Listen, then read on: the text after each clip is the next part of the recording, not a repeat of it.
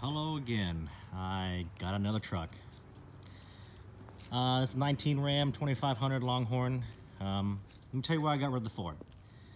I hate the regen process of the Ford. It literally waits till like it gets to 100% before it goes into regen. The temperatures in the exhaust do not get up to 600 degrees or higher to do passive regen on the highway. I do a lot of highway driving.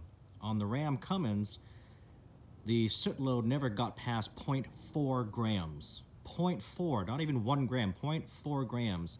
And the truck would always do a passive regen because the EGTs always remained above 600 degrees or 650 degrees Fahrenheit. And I attribute that to a few things. The diesel oxidation catalyst and the DPF are first in line in the exhaust stream on the Ram Cummins. So the dock is it helps heat the exhaust to get hot enough, you know, to be around 600, 650 degrees Fahrenheit to burn off the soot passively. My other 18 Ram hardly ever went into an active regen. Like once or twice it did, but it was always in a passive regen. And soot levels never got past, you know, like 0.4 grams or something like that. Anyways, with the Ford Power Stroke, the soot load would get to about 100%, always. And it would always get to 100% within, I don't know, 250 and 300 miles. That's just awful. So it would go into an active regen. And active regen, it would stay in regen for about 20 to 45 minutes. That's eating a lot of fuel, okay? So it's awful. I hated that. I attribute that because in the Ford Power Stroke, the emission systems, the DPF is last. So it goes diesel oxidation catalyst, SCR, then DPF. What I noticed is the EGTs, the EGT 1 and 2 always remained around 525 degrees Fahrenheit. EGT 3, which I think is before the DPF, would always be like 475 degrees Fahrenheit. So it could never do a passive regen, ever. And also the SCR was right before the DPF. What's injected into SCR? Ura, DEF. That's liquid. So I'm sure that's helping to cool the exhaust down before it even hits DPF. So I just didn't like that. Anyway, so with this 19 Ram, I bought it brand new. I already put like 300 miles on it, 314 miles on it. And DPF like stays at 0. Truck's always in passive regen. Truck's able to do 650 degrees Fahrenheit, just drive it down on the highway. It's great. So it's always in passive regen. So I love it. It gets phenomenal fuel mileage. My cup of fuel mileage, Phillips been like, you know, I think yesterday was 23.1 miles to the gallon, hand calculated. So it's great. Anyways, so enough of that. Also, the Ram interior.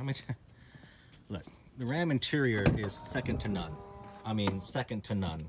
It's real leather, real open pore wood everywhere, and even this trim. This isn't plastic. This is like an aluminized metal trim, and you can see right there. You can see the detail. Look at the detail in that trim. I mean, it's phenomenal. The door handle is like a gold handle. I love this, you know, the real wood on the steering wheel. I love that.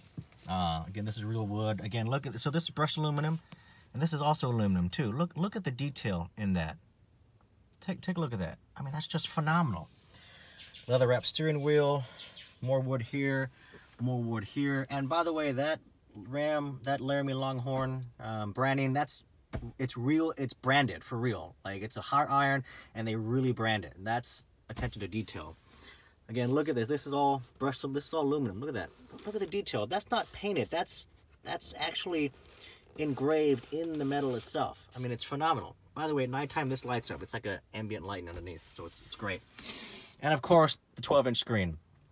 It's high definition. Like the Ford Sync 3 is just awful. It's out of date. It's fuzzy. It's blurry. The screen, the nav, everything is just awful. Also, what I don't like about Ford Sync 3 is I like to use regular navigation. I don't like to use Apple CarPlay for nav. I like to use regular navigation. I can do that with the Ram. I can have my I can have my phone connected, have Apple CarPlay for like text messaging, phone, stuff like that. But when it comes to using the map, I prefer to use the truck's map. It's way better than, you know, using maps on the phone. So I like that. I like that I can do that in the Ram. I couldn't do that on the Ford. Sync 3, once your phone is connected, if you want to go to maps, you have to only use your Google Maps or whatever on your iPhone, right? Or Android CarPlay, whatever. I can't use the Ford nav. Anyway, so let's take a look. I mean, everyone's seen these features. TFL Truck has done extensive reviews. Again, this is real leather. I love this, trim here. Again, you can see the detail in that. There's some plastic, like, this is obviously plastic. Inside here is plastic, but, like, who cares, right? The majority of this stuff is all real wood and real leather. This is also real leather. Real full grain leather wrapped all the way around. Got my dash cam installed. Even the factory, floor mats are better than Ford's. Take a look at the back. Nothing, no change here from the 18, really. I mean, it's technically all the, same, cab in terms of the materials used, like the sheet metal, but the interior, everything is different. It's all new. It's just phenomenal. It's a beautiful truck.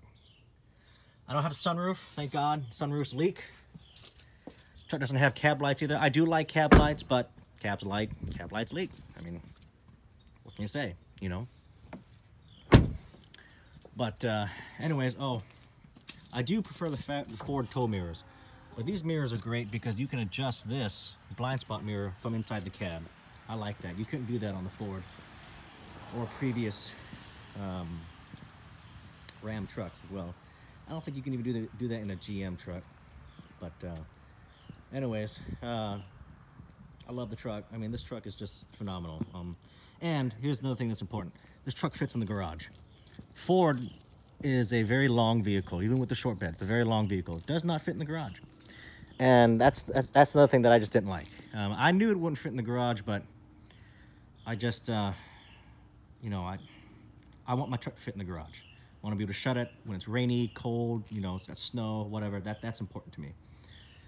So anyways, that's just a quick breakdown of why I went back to Ram and the Cummins engine. I mean, emission systems is just way better on the Cummins.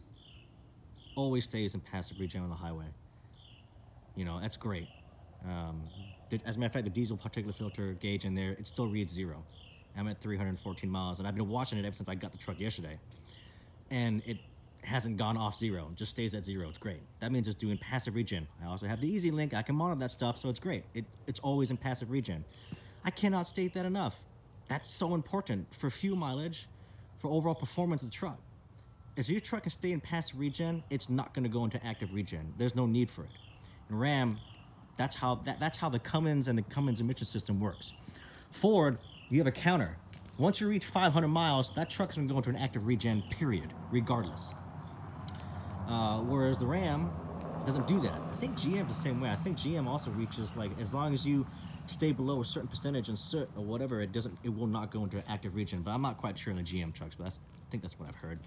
But my experience is with Ram. As long as the truck